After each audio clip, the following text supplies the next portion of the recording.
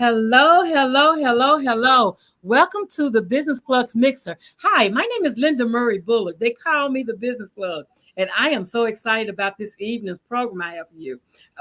My speaker is going to tell us some things that we hadn't thought about. But before we go there, I need to tell you that I am getting minorities and women certified to do business locally, at the state level, and at the federal level. Those links are wherever you're watching this video. So go ahead and make that appointment and let's talk about how we can get your business next level using certifications at the government level.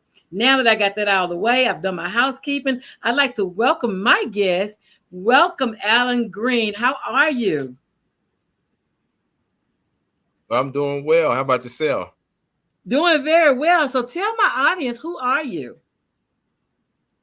So my name is Alan Green. I'm the fire and life safety educator for the Chattanooga Fire Department, and I'm also the founder and CEO of Pain Perseverance Character Hope Incorporated, PPCH for short.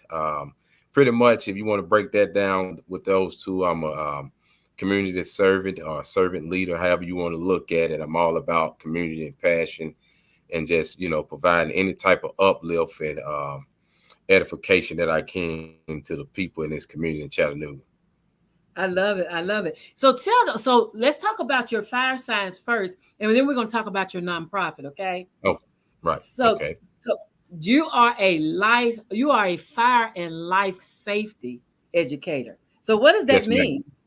So what that means is my job, and people look at me funny when I say this. What that means is my job is to put the firefighters out of business in Mm, reference to fighting fires. That's my okay. job, because when you break that down, I'm all about prevention. I'm into Mm, I'm in the prevention bureau and within the fire department. So I go okay. around and I'm teaching about fire and life safety. Prevention is the education, right? Education is the foundation to prevention. So I'm Absolutely. educating for prevention.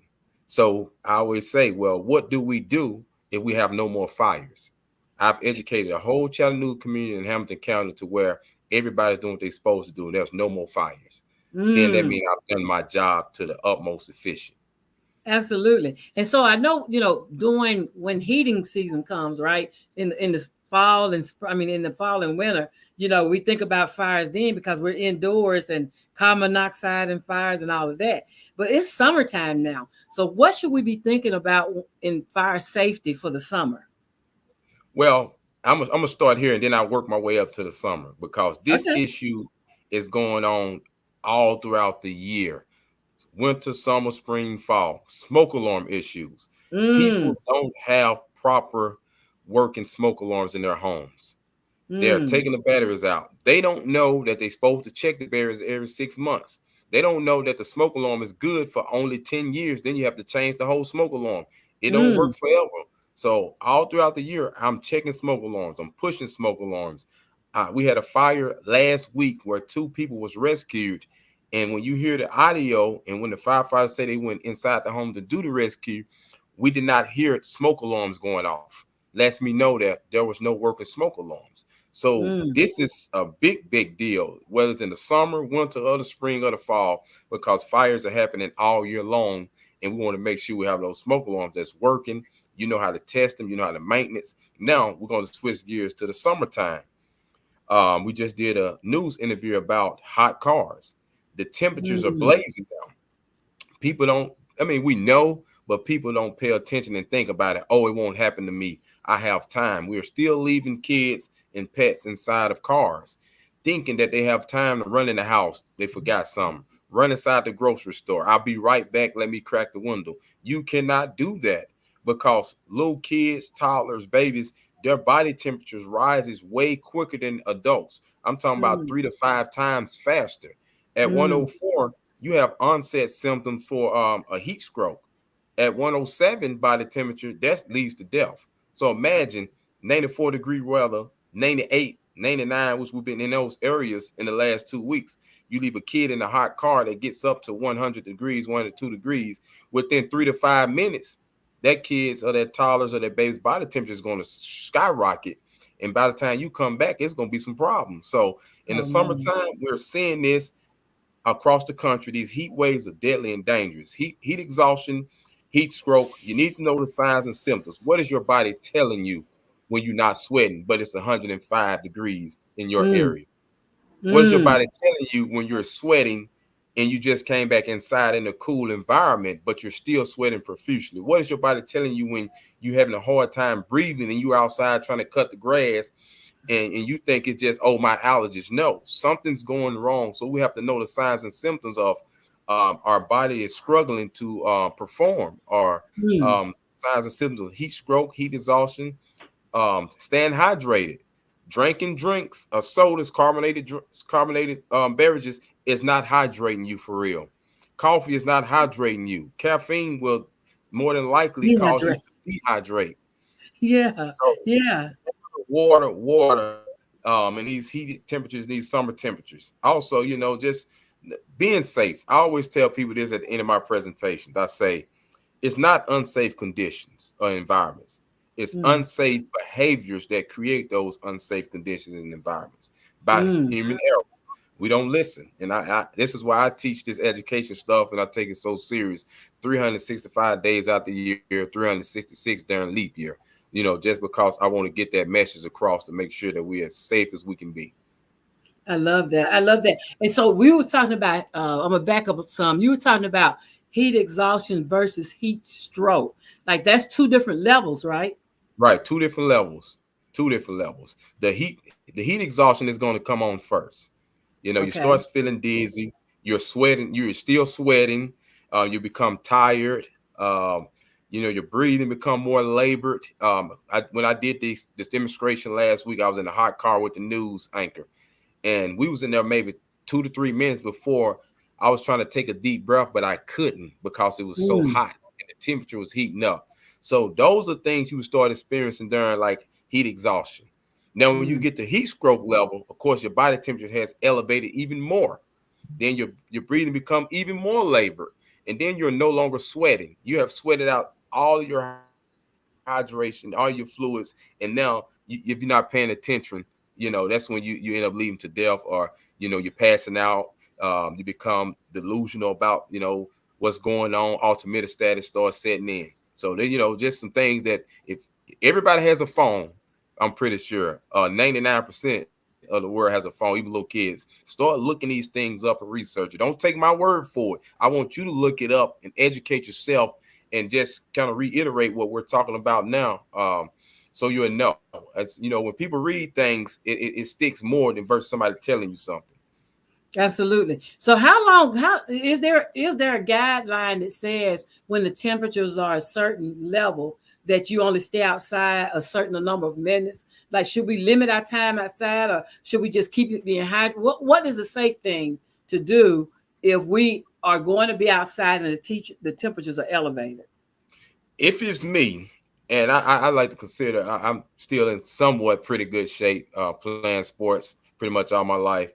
If it was me, if I'm going to be outside in elevated temperatures, one, I want to make sure I'm hydrated. I have something Mm, with me so I can rehydrate while I'm mm, outside. If I'm doing yard work, if I'm training with my sons, or I'm just taking me a walk, have something to cover your head. Have a hat on, something to mm, where you don't have direct sunlight beating down on you.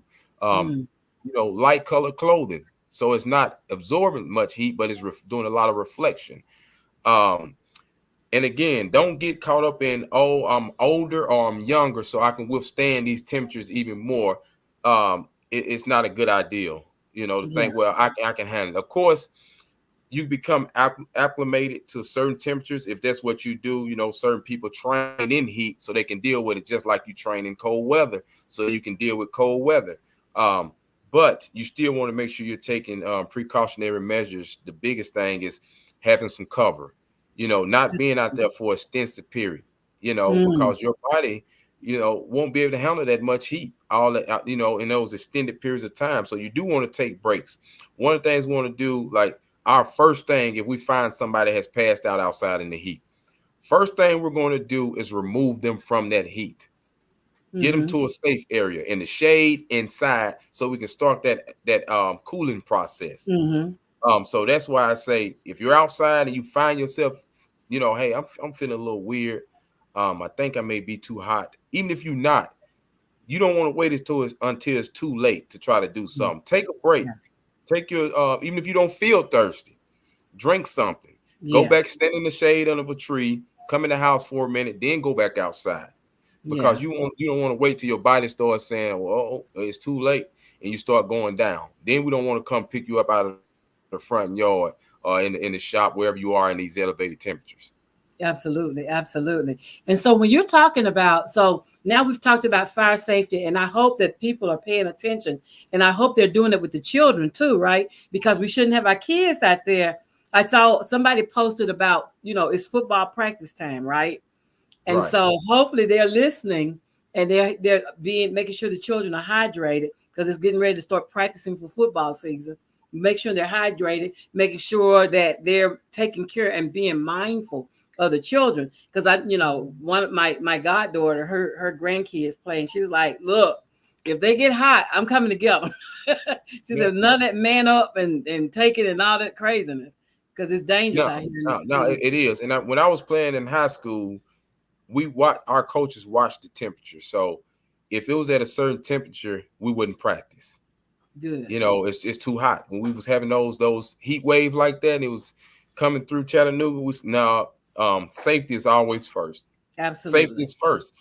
Putting those helmets on, where's the heat going to go? Mm, That heat is trapped inside that helmet, and then mm. those temperatures just elevate even more. All that equipment on, your body can't breathe. And so, Yeah. if kids are playing sports, just be smart. If you feel like it's unsafe, if it's unsafe for you, what do you think is going to be for that kid that's playing the sport? Absolutely. No, no. So we always got to be safety first when we're dealing with this heat stuff.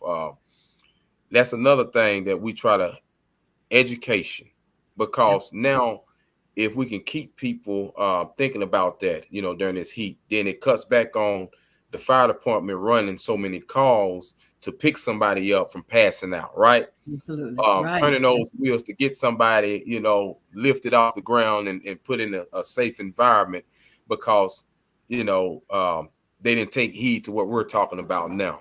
Again, it goes back to that prevention first approach. We don't want to Absolutely. be reactive all the time. We really don't. No, Being proactive is all fine and well. But again, I'd rather we err on the side of being preventative. absolutely. Absolutely. And so now let's talk about your nonprofit and the things that you do there. So with the nonprofit, again, it's Pain, Perseverance, Character, Hope Incorporated. And just how that got started, it ties into, where I've been in my life, my background. I dropped out of school in the 6th grade due to mom, dad being in jail, alcoholics, and drug addiction. Just we know how that whole story goes, Absolutely. especially Absolutely. in the inner city. So I was sitting in actually the fire academy getting ready to graduate, and I said, "What is it that I want to do with my life to pay it forward and give back?" And I was well out of the group home at this point. So I started thinking about, one of my favorite Bible verses, which is Romans 5, 3-5, 3-6, talks about, your pain, your trials, your tribulations, your struggles, what you go through, right? Those things in life create a character of perseverance. And Mm, when you come out on the other side, that character is embedded in you now. It's part. It becomes part of your DNA. So when people look at you and know where you came from and what you've been through, they can say, "That gives me hope. I yeah. know what Alan been. I know where he came from. I know where Linda came from. Yeah. I can do it." So that's where the Exactly. PPCH came from. So people know my story, my testimony, and say, if he done it, why can't I do it? Because he made it. God gave him that mercy and grace. So that's the PPCH run down the background. So what I do with that, I take my experiences, the good and the bad, the ugly and the pretty, and I put it together and I use it as a light, right? A guiding light or a lamp. And that's for me to guide those that's come behind me and be that bridge builder to lead the way, take it on my shoulder, say, okay, how can I uplift this kid? Or Absolutely. those that's coming behind me. So I go in and I started off mentoring kids in schools, my schools, community centers, boys and girls clubs. Then I started transitioning to the family-centered mentoring, because I noticed I was not getting the parents.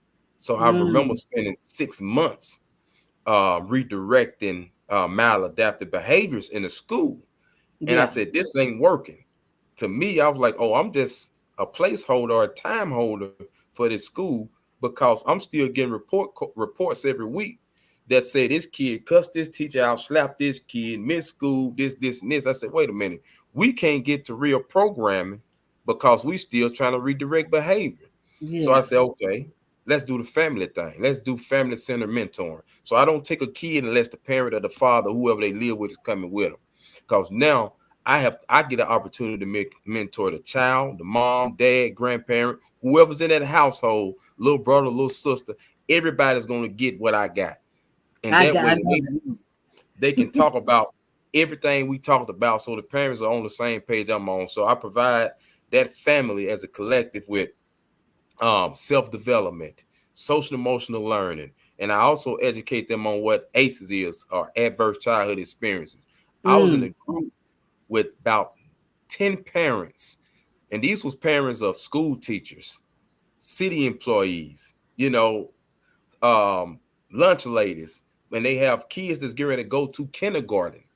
And I started talking about ACEs. They had not Mm. a clue what it was, but they were so intrigued, and they said they wanted me to come back to teach them on it. So that's the things that I love doing, education, because people don't know what ACEs is. Any Absolutely. kind of a traumatic experience or encounter that you have had to deal with or go through and experience before the age of 18, and how that affects you and impacts your life in respects to decision making, being socially aware, self-aware, responsible Self-aware. decision making, how what relationships that you bind yourself to, positive, negative.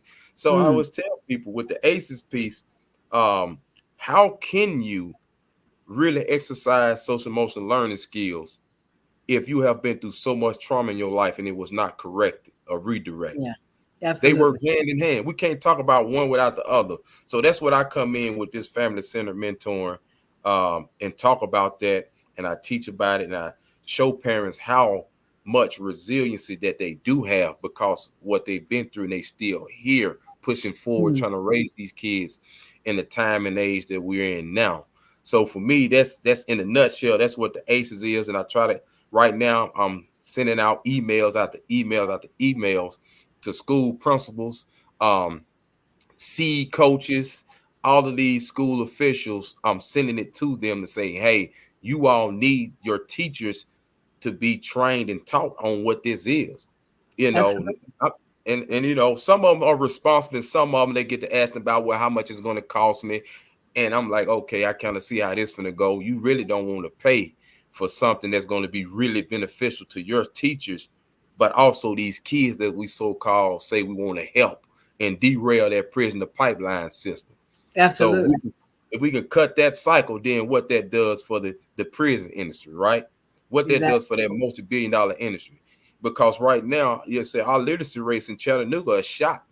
We're Mm. improving, but in one of my mentor groups, I had a fifth grader reading overall. Matter of fact, overall benchmark score was on the second grade level. Mm. That kid had to Have get mercy. promoted to sixth grade.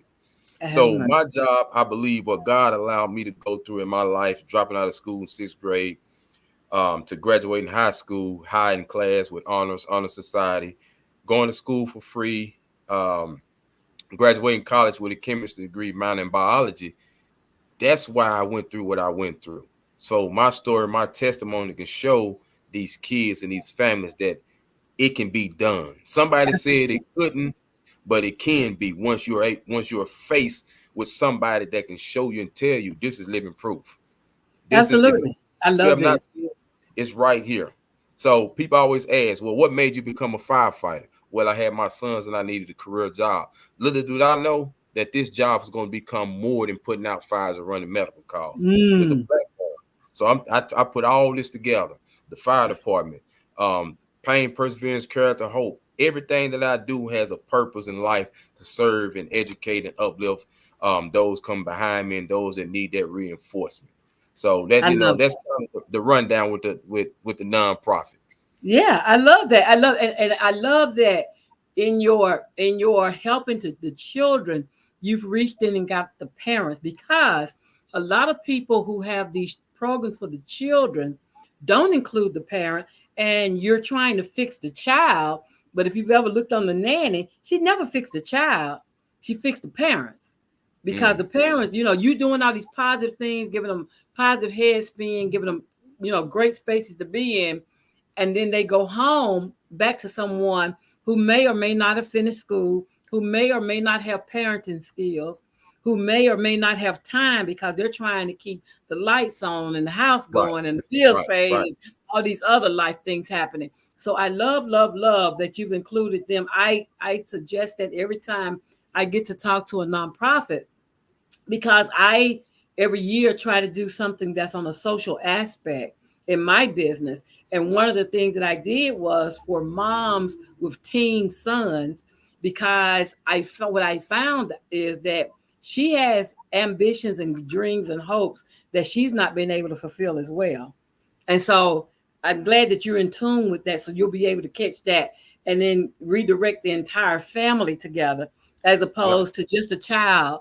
And then the parents are still, out there doing whatever.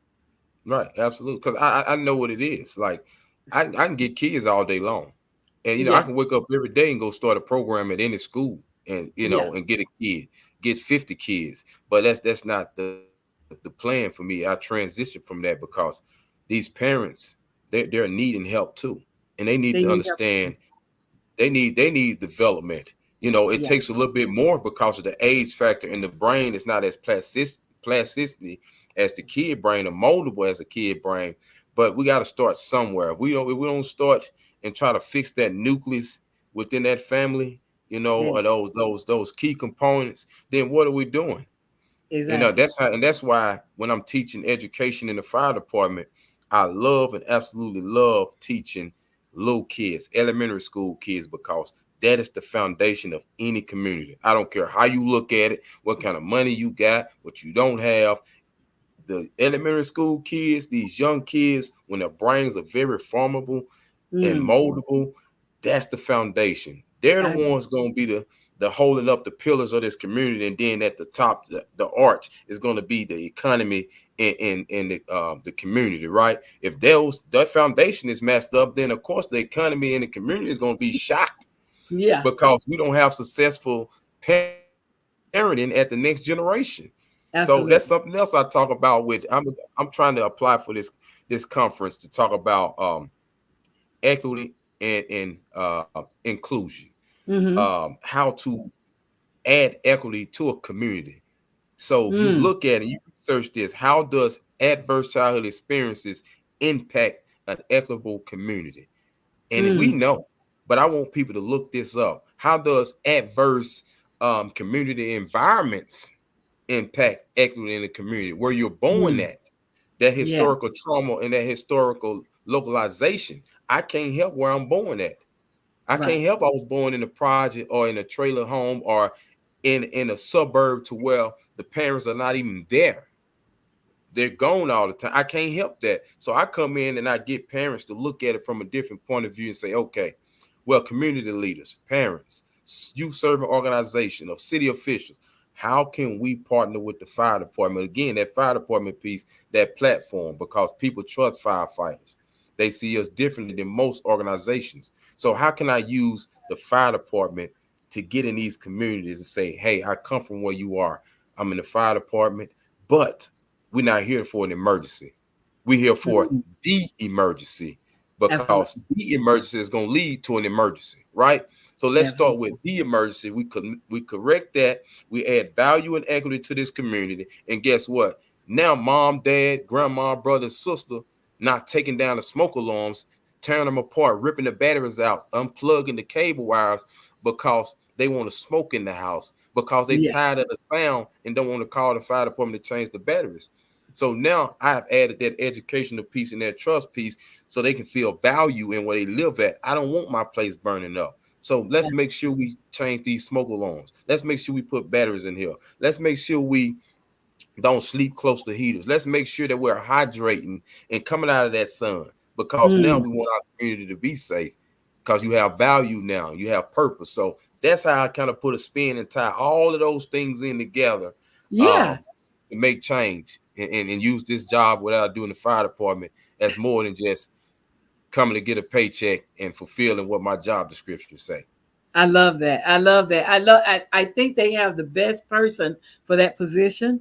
Like learning of your story and learning of your passion and compassion for the young people and for their parents, for the community, period, in general. So tell me, who should be contacting you to get you to talk to their clients and students? Well, it's I say the whole world, be honest with you, because when we're talking about, I'm gonna tell you why. So when we're talking about the fire service, this is the Mm-hmm. whole world, the whole United States. So I teach um ACEs, adverse childhood experiences, in reference to the fire service. How does Mm, ACEs impact and impede our efforts in fire prevention? mm, Again, ACEs affects the prefrontal cortex, which means it shuts down to where people are making positive of the right decisions.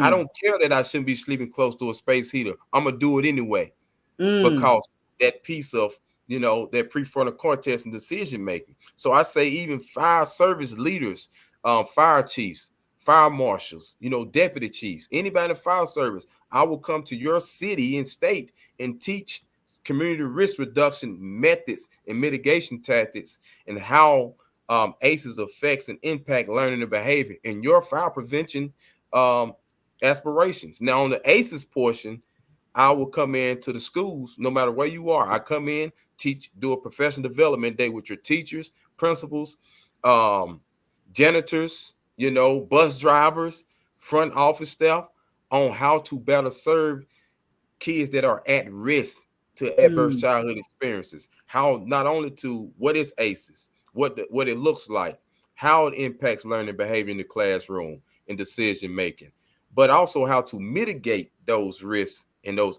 adverse childhood experiences and foster resilience in those kids. So this is something I can do. So that's why I say the whole world, because I can go with the fire service, then transition into the school system. It's all about, what are you wanting for your districts, or your community?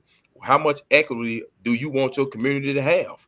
That's the question. Are you willing to invest in your community? Or are you just there to get a paycheck and say, I'm the fire chief of this department, or I'm the superintendent for this school district, or I'm the principal for this school, that school? These are real questions that we have to ask, because I know there are a bunch of schools out there that don't have a clue about what I'm talking about.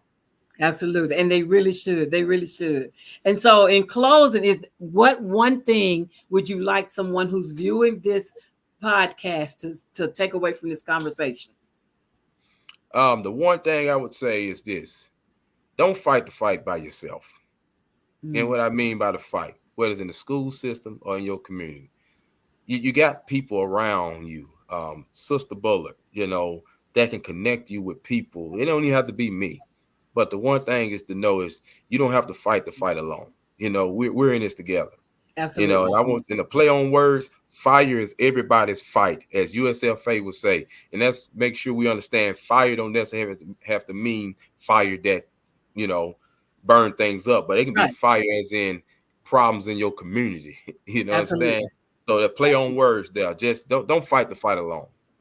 I love it. I love it. My name is Linda Murray Bullard. They call me the Business Plug. You've just tuned into the Business Plugs Mixer here on every Sunday at 7 p.m. Eastern. Go ahead and have a great week, everyone. And thank you for joining us on the Business Plugs Mixer. Have a great week, everyone.